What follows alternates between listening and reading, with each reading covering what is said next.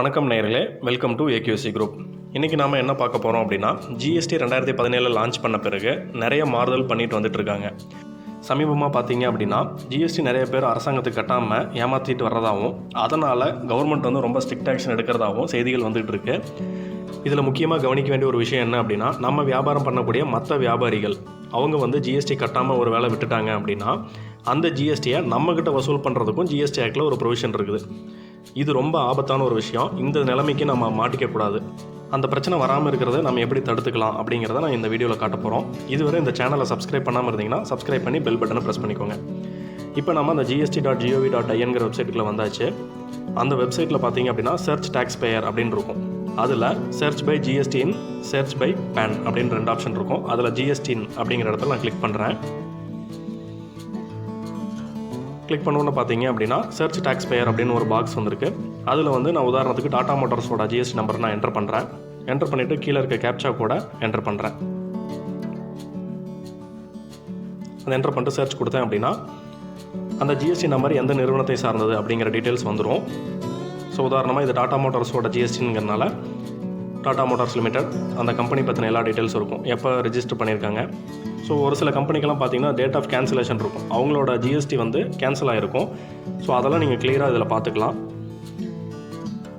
அதுக்கப்புறம் கீழே பார்த்தீங்கன்னா ஷோ ஃபைலிங் டேபிள் இருக்கும். அதை கிளிக் பண்ணிங்க அப்படின்னா அவங்க எப்போல்லாம் ஜிஎஸ்டி பே பண்ணியிருக்காங்க, எந்தெந்த மாதத்துக்கு ரிட்டர்ன் ஃபைல் பண்ணியிருக்காங்க அப்படிங்கிற டீட்டெயில்ஸ் எல்லாமே அதில் வரும். ஸோ அதை டேட் வைஸாக செக் பண்ணுறதுக்கு டேட் ஆஃப் ஃபைலிங்கிற இடத்துல கிளிக் பண்ணிங்க அப்படின்னா ரீசன்ட் மந்த் ஃபுல்லாக டிஸ்பிளே ஆகும். இதில் GSTR 1 அண்ட் GSTR 3B ரெண்டுமே ஃபைல் பண்ணியிருப்பாங்க. ஸோ GSTR 1 அண்ட் 3B ரெண்டுமே ஃபைல் பண்ணியிருந்தால் தான் ஃபுல் டேக்ஸை கட்டியிருக்காங்கன்னு அர்த்தம். அதை நீங்கள் உங்கள் ஆடிட்டர்கிட்ட கன்சல்ட் பண்ணி செக் பண்ணிக்கிங்க. சில பேர் பார்த்தீங்கன்னா சப்மிட் மட்டும் பண்ணியிருப்பாங்க, ஃபைல் பண்ணியிருக்க மாட்டாங்க. ஸோ அமௌண்ட் பே பண்ணாமல் இருக்கனால அது பெண்டிங்லேயே இருந்திருக்கும். அந்த எல்லா ஸ்டேட்டஸையும் நீங்கள் செக் பண்ணிக்கலாம். ஒருவேளை ஜிஎஸ்டி நம்பர் இல்லை, அவங்களோட பேன் நம்பர் மட்டும்தான் இருக்குது அப்படின்னா அதே சர்ச் டேக்ஸ் பேயரில் சர்ச் பை பேன்கிற ஆப்ஷனை கிளிக் பண்ணுறீங்க. அதை பண்ண உடனே பார்த்தீங்கன்னா அடுத்த பேஜில் பார்த்தீங்கன்னா பேன் நம்பர் கேட்கும். ஸோ அந்த பேன் நம்பரை பேஸ்ட் பண்ணிவிட்டு உங்களோட கீழே இருக்கக்கூடிய கேப்சா கூட என்டர் பண்ணிவிட்டு சர்ச்சுங்கிற பட்டனை ப்ரெஸ் பண்ணுங்கள். அது பண்ணோன்னு பார்த்தீங்க அப்படின்னா டாடா மோட்டார்ஸ் வந்து பெரிய நிறுவனம், எல்லா ஸ்டேட்லேயும் தொழில் பண்ணுறாங்க. ஸோ அவங்களோட எல்லா ஸ்டேட் ஜிஎஸ்டியுமே நமக்கு டிஸ்பிளே ஆகுது. ஸோ ஒவ்வொரு பேஜ்லேயும் பார்த்தீங்கன்னா இந்தியா ஃபுல்லாக இருக்கக்கூடிய எல்லா ஜிஎஸ்டி ரெஜிஸ்ட்ரேஷனும் அதில் வருது.